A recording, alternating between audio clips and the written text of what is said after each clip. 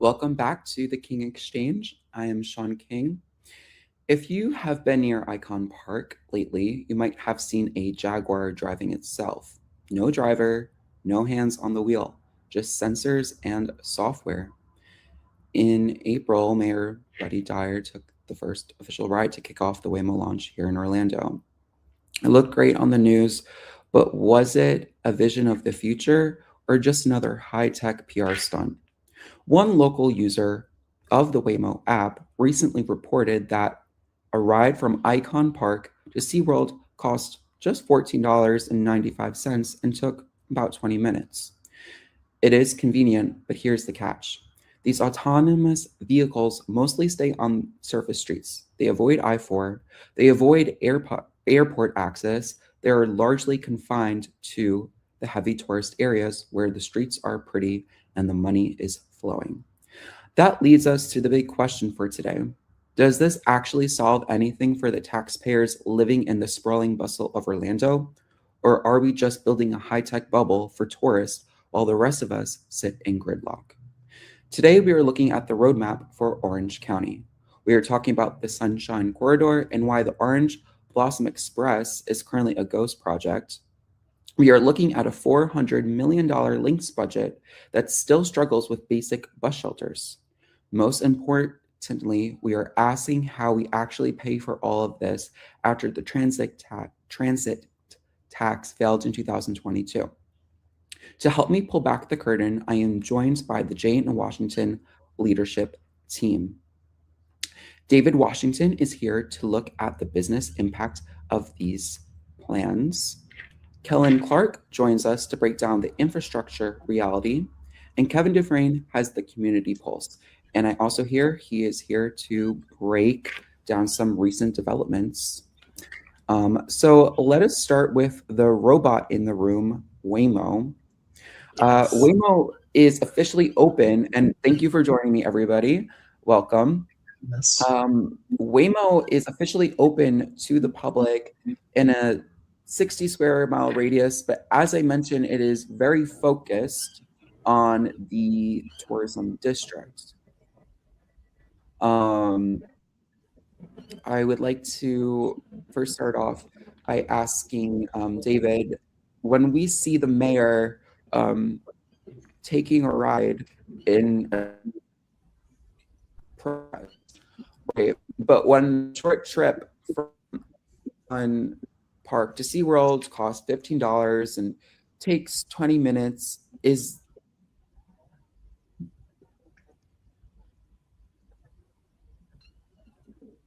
I'm sorry, Sean, you're frozen there. However, I think I may know what the question is, so I'll just kind of carry on. Okay, you're back, Sean. I think I think I get the gist of your question. So if I'm going in the wrong direction, please let me know. However, I'm excited by the introduction of Waymo to the Orlando area. It has been something that is long overdue, in my opinion. I am a big fan of Google products. Waymo is a Google or Alphabet incorporated entity. The technology LiDAR is used in the autonomous driving system. I think it's wonderful.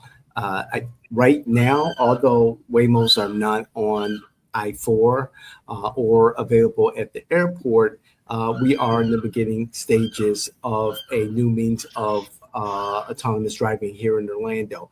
I see them often. I've pulled up to several recently, and I'm just amazed by the technology. I am just very happy that we've got to this point here in Florida, with here in Central Florida with the Waymos. What I'm even more excited is the introduction of Tesla's robo taxis that will be coming to or have come to Orlando, not in full force like the Waymos. However, they are coming, and these robo taxis are specifically built for this type of transportation, moving people like an Uber or a Lyft. There's no steering wheel. It's a two-seater. and it's built for durability. And I'm really excited for that to be introduced to the market, thus lowering the cost, hopefully, because of competition of Waymos versus robotaxis. I believe from the information that I've read, robotaxis will be about maybe 20 cent, 20 cents, 25 cents for moving people, 20 cents per mile. That's the cost. And so I think we're going to see a revolution in the hailing, car hailing, food delivery system. This is great for elderly who are unable to drive, or those with disabilities who are unable to drive. This is going to be a great introduction to our community, and I believe it's the wave of the future. I'm embracing it. And I see what you're saying there, but the crux of the issue here, Mhm. if these autonomous networks are avoiding I-4 and the airport and focusing more on the touristy areas of Orlando, which are outside, you know, the main hub for Orlando residents, are they actually contributing to the regional economy, or are we creating a two-tiered transportation system where the tourists get the the tech and the residents get the traffic? Is this something that Actually, Sean, Waymo has expanded to all of Orlando. I'm not too sure if It just doesn't work on major highways, but some other areas, a couple areas, like believe they have them in Hunters. I believe they still have them in Hunters and a couple other Hunter's spots. Creek, I've seen them in Oak Ridge. I've seen them all over the county. in Paramore, I've but seen them in Paramore. Yes, I've seen them in Paramore. I've seen them on Colonial. I've seen them on Cimarron. And yes, they just recently opened up the entire Orlando market, Orange County market for Waymo. There's a lot of them on John Young. There's a hub right off of Orange and Trayport that when I'm in the southern portion of the county and I'm driving north or south on Orange, I see a bunch of Waymos charging in their little hub. So they're everywhere, and not just the tourist area. I want to and address the main concern of that question, which is that like obviously it's kind of more currently oriented towards tourism. I think that's part of the opportunity here because the main issue with traffic, I feel like in Orange County and Orlando as a whole, is the tourism. Like the areas where there's like heavy tourist concentration are the worst areas to drive in. I mean, like I was on I-4 a couple days ago, and the main places where it slowed down was Champions Gate, Lake Buena Vista, and then by the time you hit downtown, it's really not that bad. And then past downtown, like I was on 417 coming back to UCF, it was beautiful. And this is middle of the day on a Tuesday. This is not this is like a very standard time. So what the Waymos and like other robotaxis offer is a way to get the tourists off of the roads. People that aren't used to driving here, that aren't accustomed to our traffic patterns, our flow of things, get them off the roads, off causing mayhem on the highways, and then the motorists that need to drive every day, like us, can get to where we're going without as many issues. Like, I think that's the opportunity. I think that actually makes perfect sense, and that's something that is very reasonable. I know a lot of Orlando residents, tourists from other parts of the countries, who are not used to driving, on our roads, and they have concerns, and those concerns are valid as car insurance is so high in Florida, and there's so many worries driving on those roads.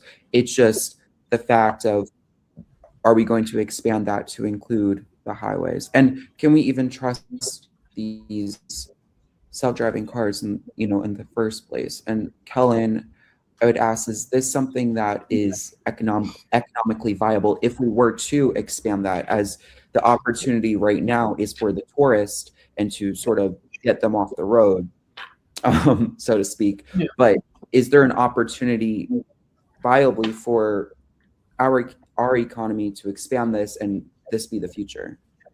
Probably. We've seen so far that they are performing in these surface roads. They're performing well. Of course, we all know highway driving is a bit of a different animal here in Orlando because of the sheer number of bottlenecks. Because I-4 in particular has several. There's one in downtown where too many people enter at the same time.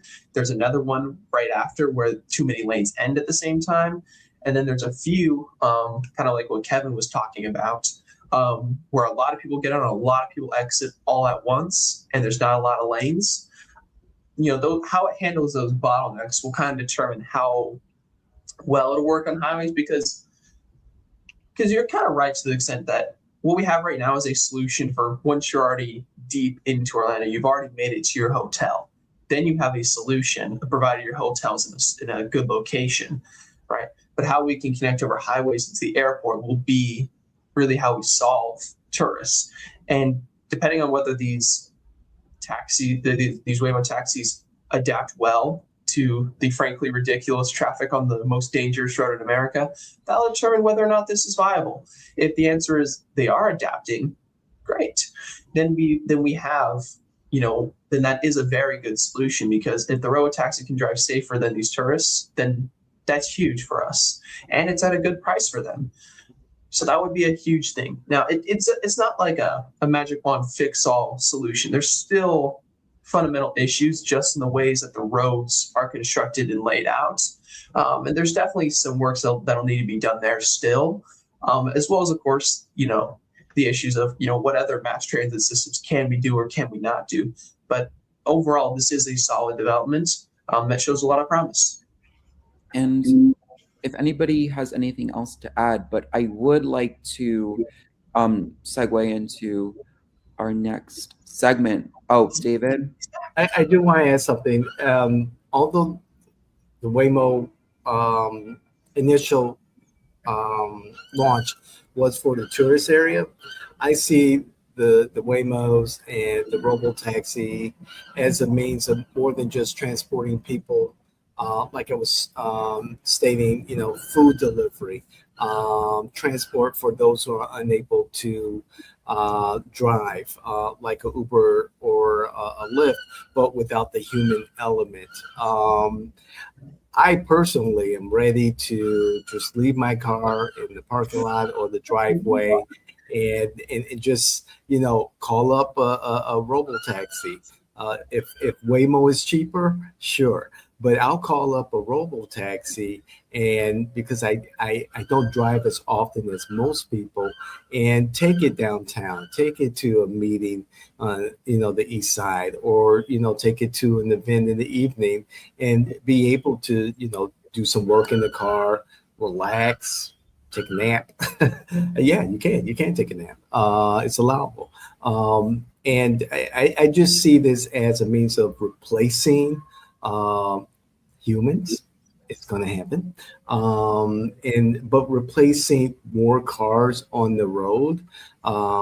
If you are able to just call a car, pick you up, or pick up your groceries and bring it back to you, or take you to where you need to go, and send it off, or let it sit there until you're ready to go back to where you need to go.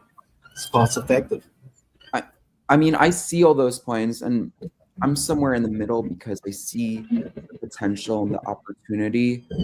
But I also have my own reservations. Yes, replacing humans.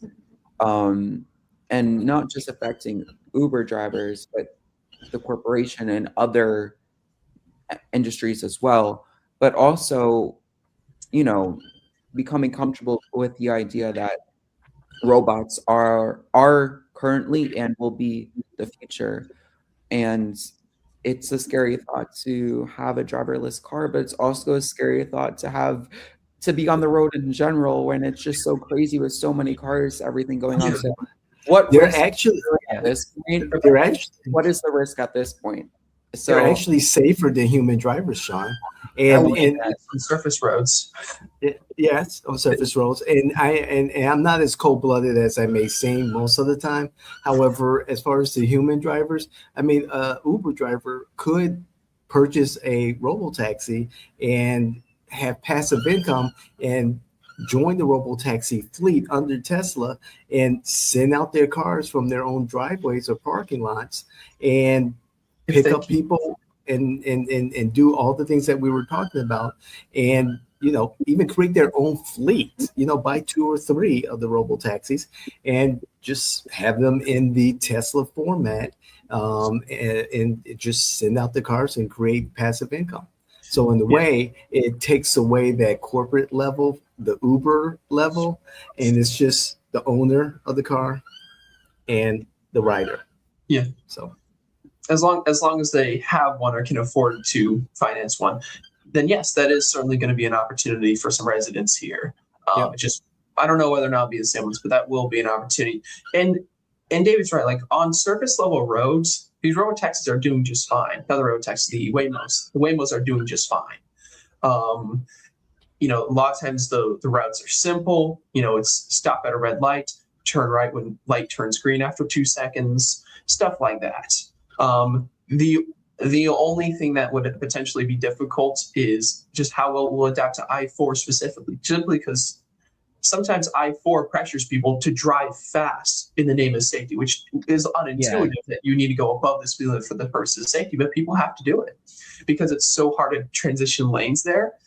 The question is, will be able to make proper clearance for people, as both other Waymos and other real drivers, because people also use it to go to Tampa, they use it to go down south. There's other uses for I-4 besides I will. Yeah, it's just whether or not they'll be able to make the proper clearance to make the traffic flow. And the answer is maybe. One question I would have kind of around that particular topic with the highway transition is how it will actually adapt to like traffic laws. Because like technically speaking, I mean, correct me if I'm wrong on this, but in the state of Florida, the left 2 lanes or the left lanes are they're only passing lanes theoretically. Now, obviously, no one that's not enforced. I mean, people for the most part, cruise in the left lanes for their whole trip. But if the Waymo robotaxi is going to be on the highways, then I foresee an issue where like the slow lane is like crowded with all of these, and then the passing, and then I'm not sure how like the AI in the car is going to respond to the passing lanes. I've done a ton of research on this, and guys, both Tesla and Google have done years, particularly Waymo, have done years and years of driving, millions and millions of miles on different types of surfaces, highway, rural, urban, and many of the concerns like the passing lane, highway driving, have been, it's part of the AI, it's part of their algorithms, and they've addressed that. And although I haven't seen a Waymo on the highway here yet, but I'm sure it's on this way. And I think there's a reason we haven't seen them yet. It's because it is just not a safe place to test stuff that you're not already certain of. It's just not safe. Like you could stick them. Like during their testing rounds. That's why you would have seen their testing rounds here. But you could see it on somewhere like an I-75. Yeah, I saw one on my way up. I saw it. I don't know. It wasn't Waymo, but it had like a sticker on the back that said "automated driver" or whatever. Yep. And it was on I-75. I saw one on I-75 last time I went up to Tallahassee. They they do work in most highway states. Again, it's just that I-4 and like this one particular stretch of 408 are just uniquely difficult roads. I'm just curious about how will they will adapt to those two roads, because they do have unique challenges. They're the reason they're the two most dangerous highways in America. It's just whether or not they've adapted it to them, because realistically, the amount of testing they've been able to do has been limited thus far. But we'll see how their testing goes. I mean, Don't forget there are full self-driving vehicles out there already, right, with owners behind the wheel. Tesla, right, right. They are there. All right. It's how we'll do in mass. Mm-hmm. We're becoming closer to what's the movie Meet the Robinsons? Is that? I remember Meet the Flockers or the Jeffersons. Jetsons. The Jetsons. Jetsons. Yes. Oh yeah, the Jetsons. But you know, we're becoming closer to the future, and I thought we'd have flying cars by now, but we do. They're just not very good. No, they are good, guys. I can flying show you cars videos. over Orlando. Do we have that over Orlando? They are coming. Yes, they are coming. Something like that is coming. Not the same thing, but something like it is coming. Basically, there's this idea of using vertical takeoff and landing technology to create. They wouldn't be cars; it'd be buses. But hey, that's still we need to have flying buses. I don't know about that.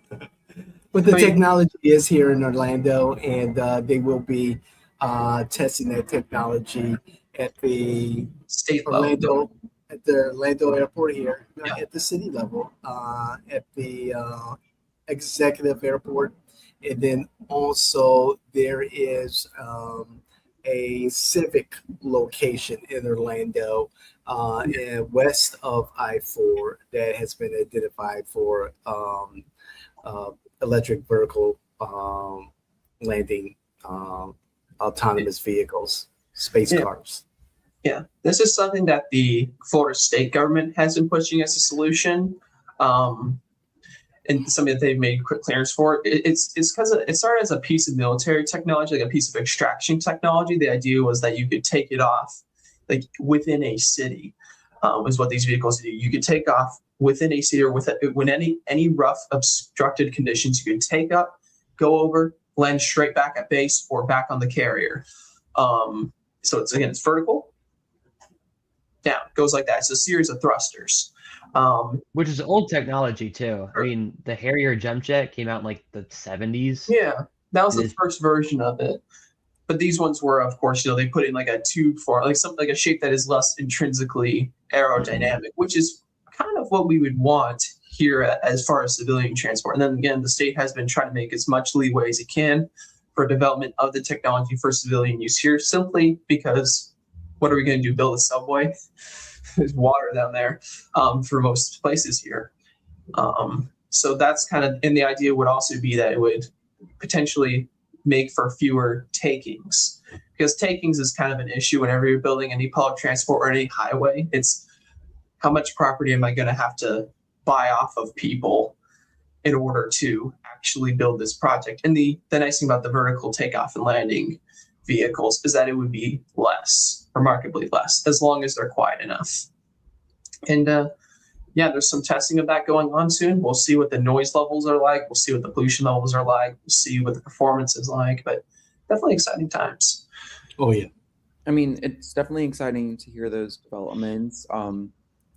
It's about time, I would feel. It's cutting edge. I love it.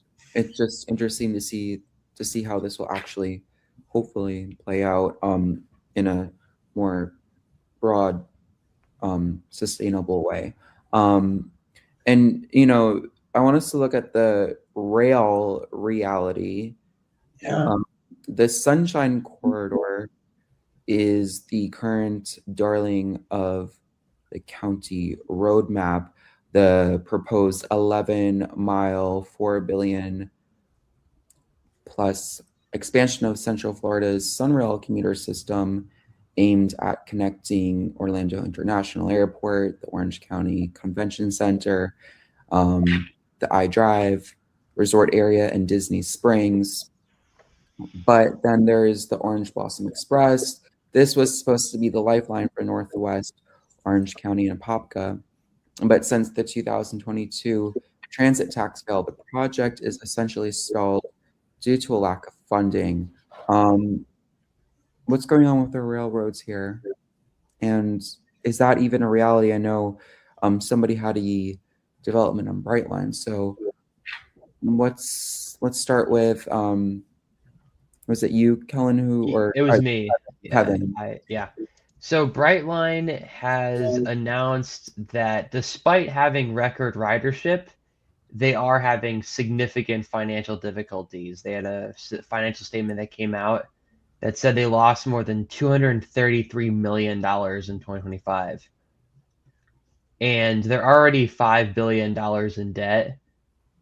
And it's one of those situations where it's not because people aren't riding it, because their ridership topped 900,000 passengers in the first quarter of 2020, like in the first quarter. So people are using it. I mean, I know people that you take, especially from Miami to Orlando, like that particular main route has become pretty popular.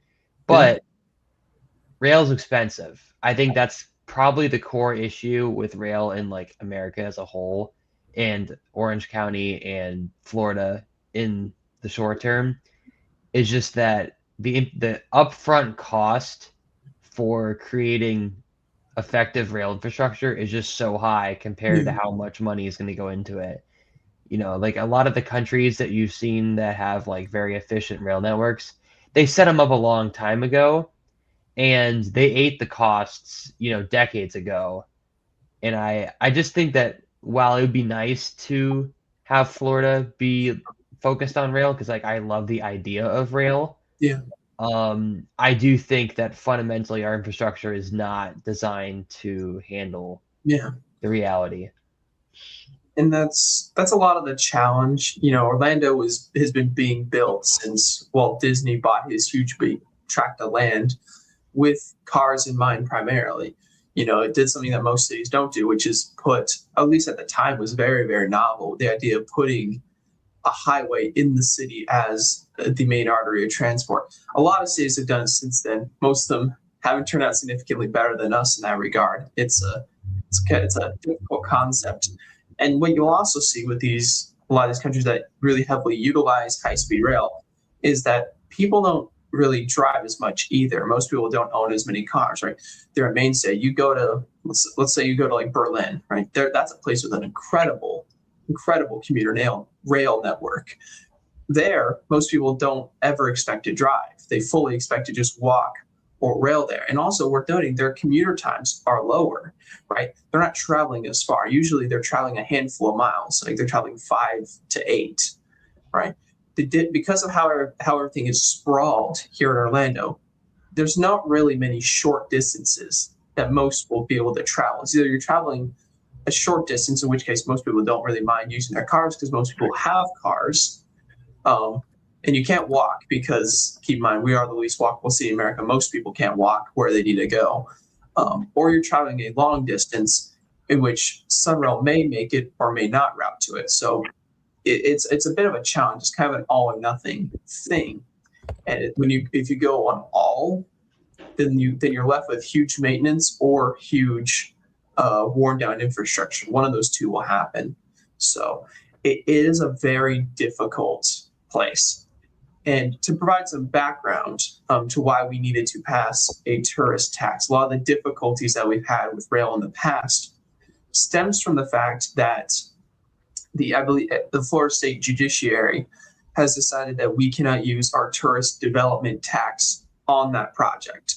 Our tourist development tax is basically just, taxes we bring in from tourists, and it's taxes that are required to go back into tourism. So the idea that, we're not just pocketing money from tourists, we're also putting stuff to make money in the future. That's the incentive is.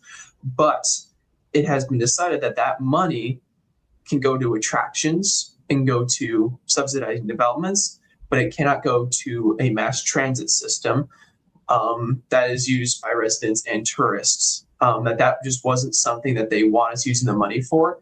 And so even though in theory we do have the money, we could easily afford it, the legal reality is a bit too much red tape for us to easily afford it. So that's what makes this such a difficult operation.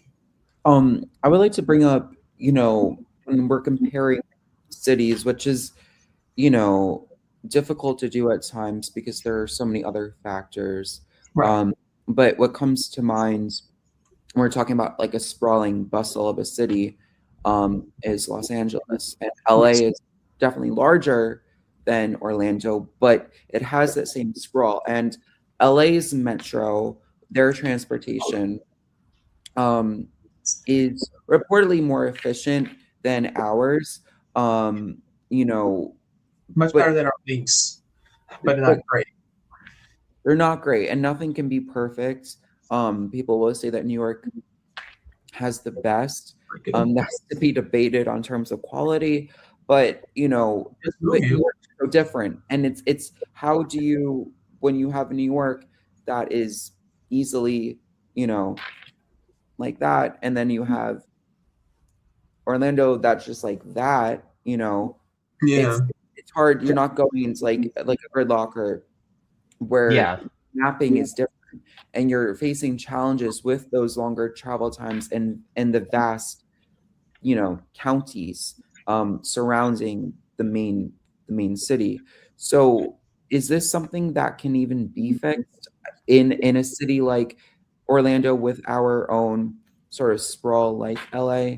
And also, is Sunshine Corridor something that would be beneficial to us right now with our current budget, taxes, and sentiment? Well, Theoretically, we can. Yeah. actually, it's going to be incredibly difficult, and I say that because there's two rail lines that lead to and depart Orlando. As Kevin was discussing and brought up, you have Brightline, the high-speed rail that goes from Orlando down into Miami, with many, many, many stops in between.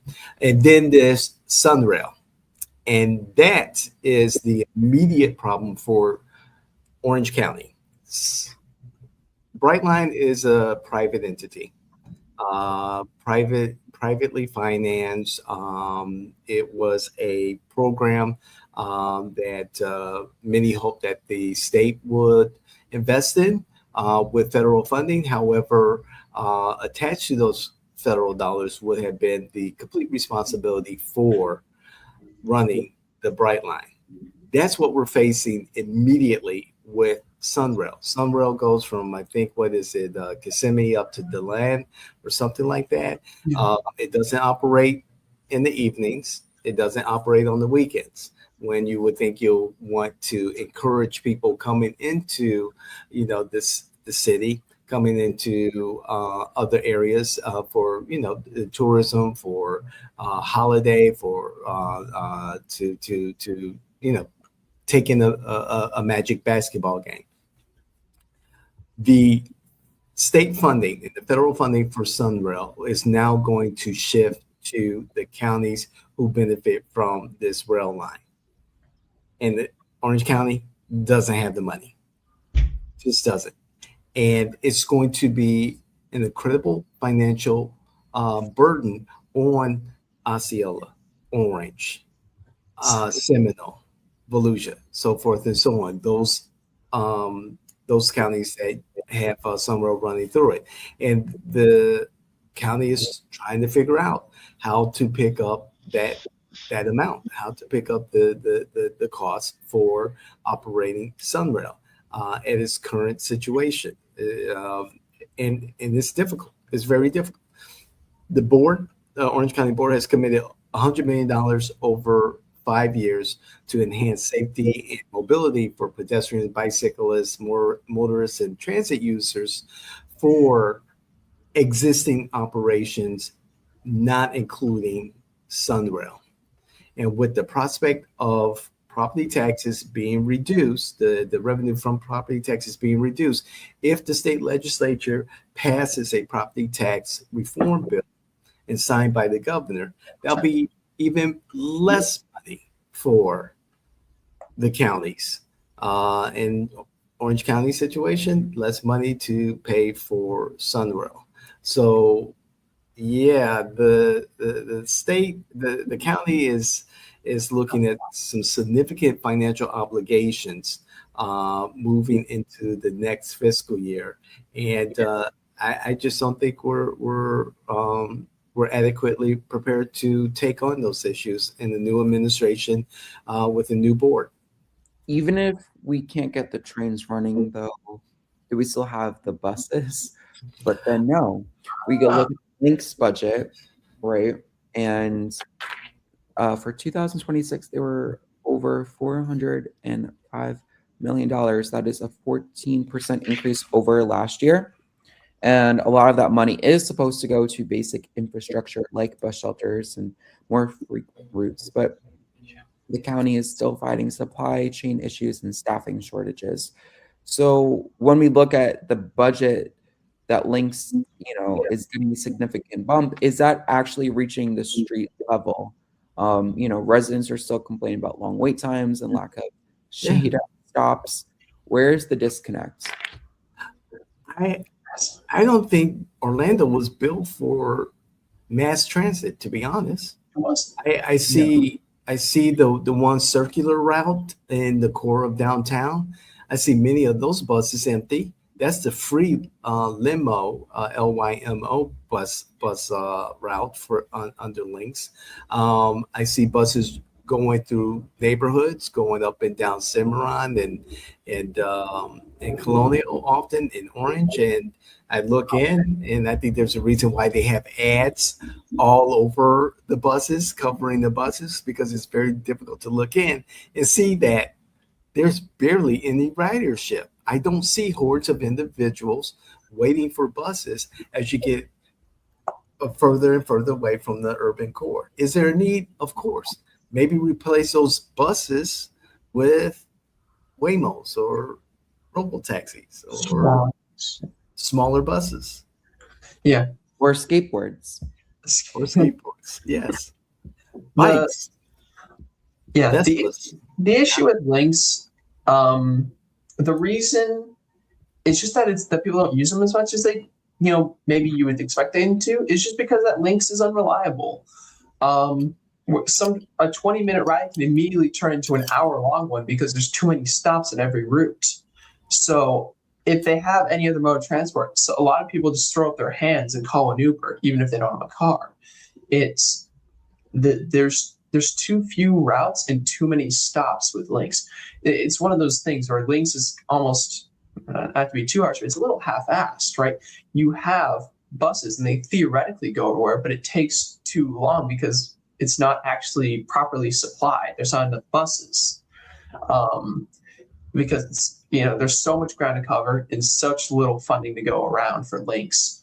So it's either the only way it's going to get more reliable is with more funding, and without more riders, it's not getting more funding. So it's kind of caught in this loop of mediocrity and dwindling returns as fewer people ride because the situation is not improving. I also feel like there's kind of a, like you said, there's a self-fulfilling prophecy going on with LYNX where the people that use LYNX are people that have to.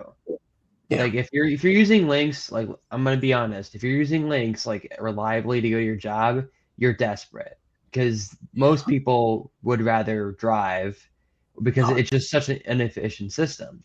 So what this does, it means that the people on LYNX buses are not, they don't have the money and they don't have the, like, there's a social element to this as well, I think. Like, I think there's a, I'm not going to try to say this sensitively, but pretty much there's a perception that the LYNX is for homeless people and that's what you're going to encounter on the bus. With like the Waymos, that's a little different because you're alone. Generally there wouldn't be someone else with you in the vehicle. But I don't know if I don't think LYNX actually has that bad of a safety problem. But there's a perception of that, and that's kind of across every bus system. That's one of the huge issues that buses and like rail has across the country. But I think in Florida and in Orlando particularly, culturally, people don't want to take the bus. Like there's always going to be some resistance to that. It's not New York City. You didn't grow up here. You know, you didn't grow up going on the subway every day. You didn't grow up growing on the municipal bus system. Right. People are uncomfortable with the idea of taking a bus here. So even if we present them with options, and even if they're pretty efficient, I don't think that you would change the culture of the city. Yeah, and you're right. A lot of safety concerns with mass transit are very small when you compare it to the dangers of driving. But Americans are familiar with driving, so the calculation for most Americans ends up being one-sided, which is that you basically just focus on, okay, what are the pros and cons of the mass transit system instead of weighing it against driving. So mass transit is often a difficult sell in this country, especially in a place like Florida. And that's where I ask, like, is there any hope at all? And that sort of lends me to, some final questions. And this has been a great discussion.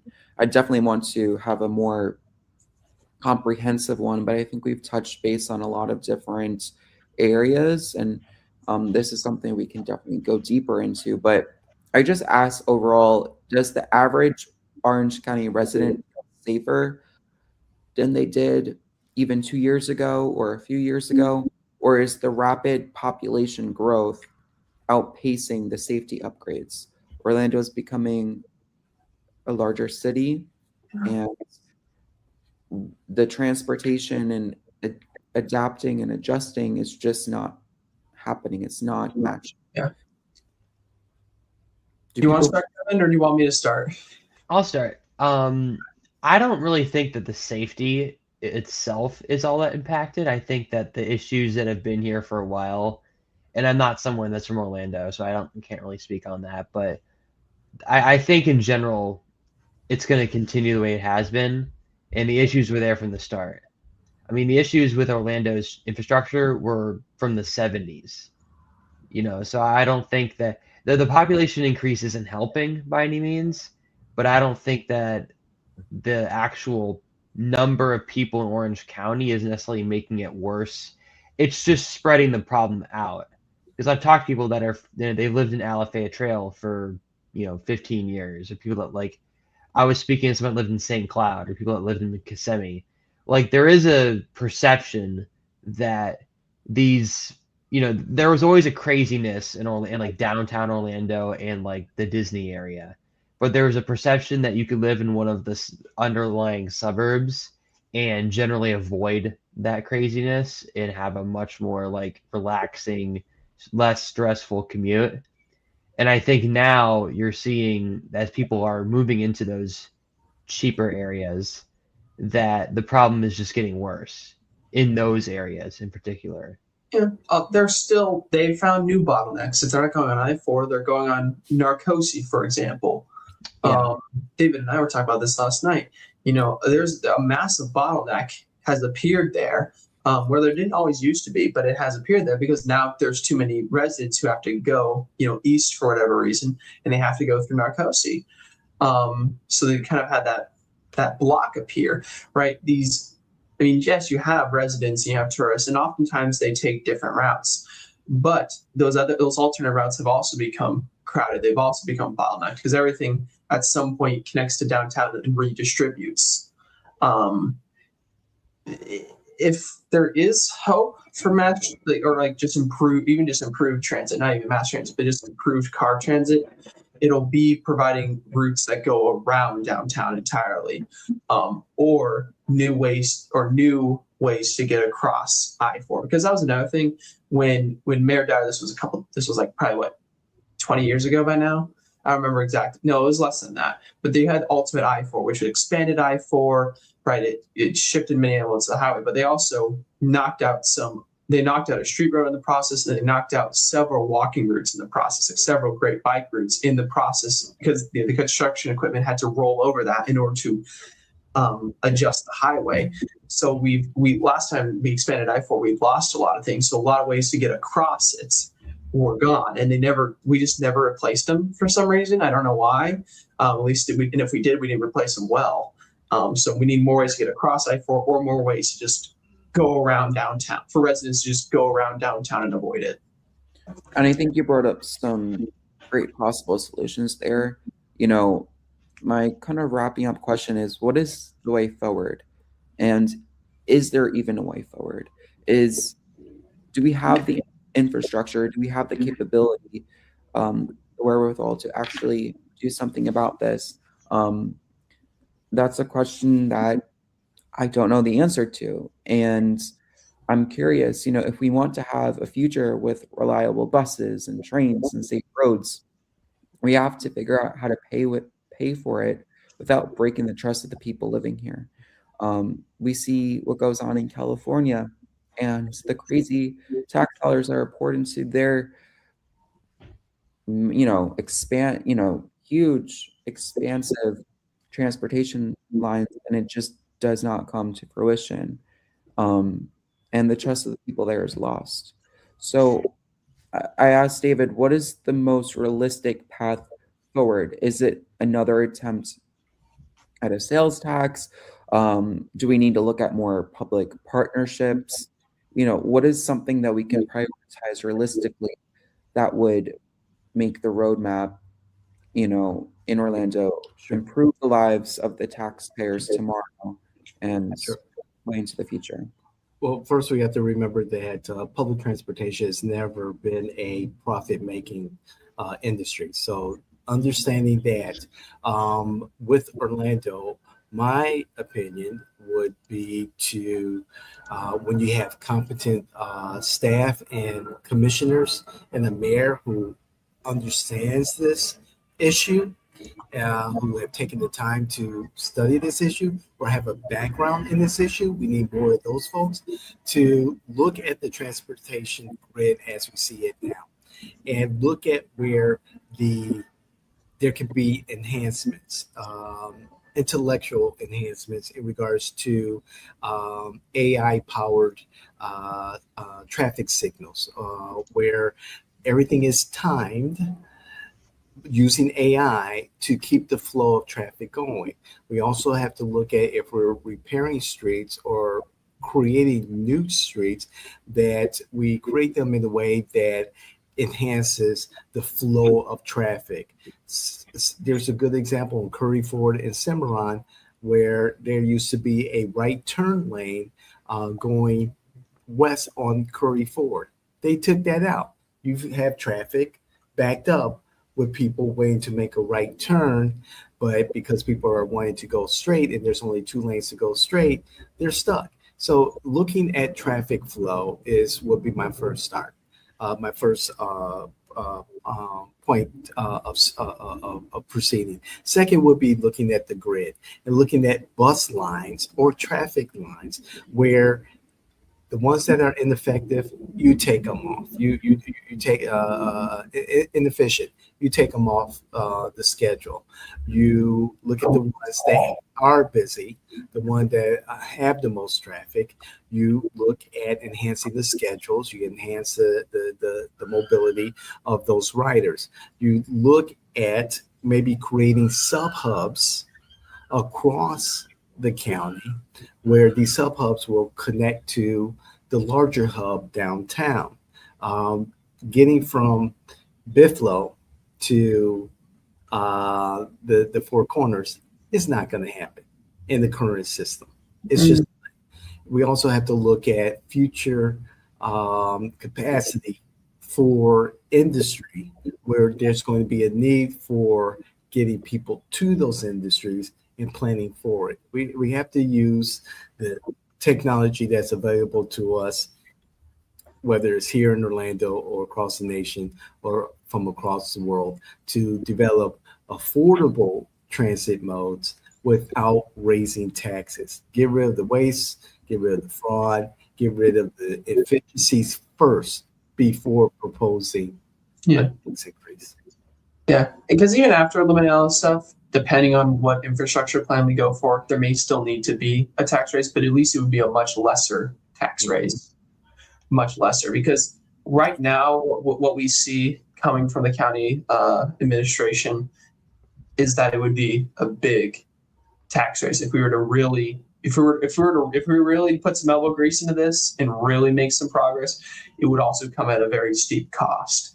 But David's right. There's potentially a lot of avenues for cutting, and this was stuff that you would expect the big Florida audits to notice, but they didn't. There's potential room for cutting, and that can instead go to just really solving this problem right now. And then if you want to go back and look at those things that the county's invested in back again later, fine. Sure. But right now we have more severe issues. And Kevin, do you have any closing thoughts? I think that the main way to address this is just like focusing on realism. Like I definitely, as someone that is active in like the discourse around public transportation and like follows those communities and generally follows some of the urbanist pro public transportation rhetoric, a lot of it, while well-intentioned, is not really anchored in reality. Like everyone wants high-speed rail. I mean, it's sexy, it's fun, it sounds good, but that doesn't mean it's actually going to happen. I mean, unfortunately, we have a particular structure to our country and in our state that doesn't facilitate that. It's one thing for those big northern cities that have like grid-based infrastructure. The Sun Belt, where everything was designed in the 1970s and 60s around highways, around like driving your Cadillac down the highway every morning. Like when you build the city with that in mind, and that's what you're starting from, you can't just graft this immediate situation on top of it.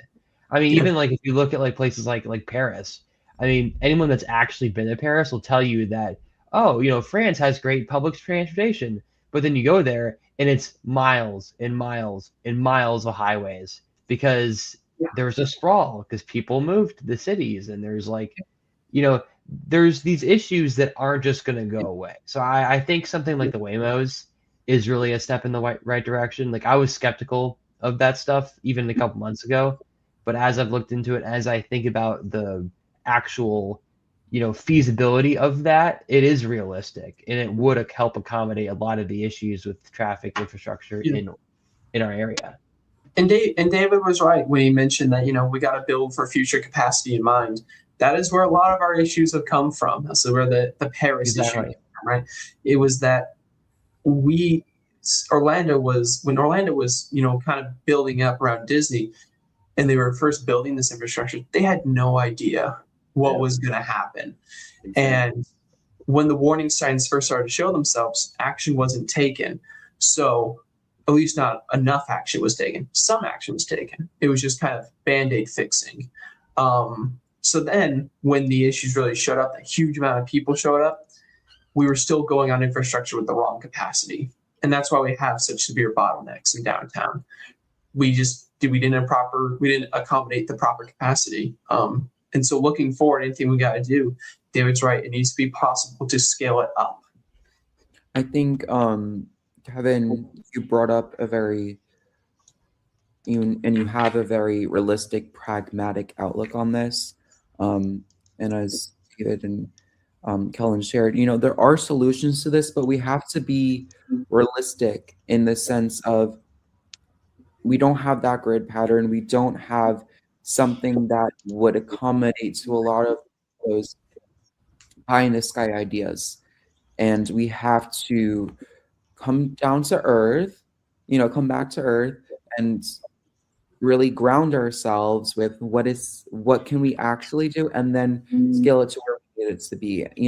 But right now, that future of Orlando transportation is at a crossroads, and we can choose to be a city that moves its people, including tourists, or a city that just moves its tourists. And I see, Waymo is expanding. I would like to see that expansion broaden. I think this conversation has definitely softened me up to the idea of Waymo. I was a bit hesitant, and I've never ridden, in a self-driving car before, an autonomous vehicle, but I would be open to the idea because I'm not necessarily safe driving on the roads here regardless. So might as well take the risk with robot. thank you, gentlemen. I really would love to keep talking, but we're running out of time. So I look forward to having a more in-depth conversation with this. We could talk about transportation and learn so much more for hours. Um, but that will be it for today. The King Exchange is here to make sure we keep asking those tough questions and keep pushing the boundaries and don't settle with what we're just told by our officials. We want to see innovation happen like Waymo, but we have to make sure that the people who pay the bills in this county can actually benefit from the transportation. I think that's something that we have to strike a balance and figure that out. I'm not a transportation expert.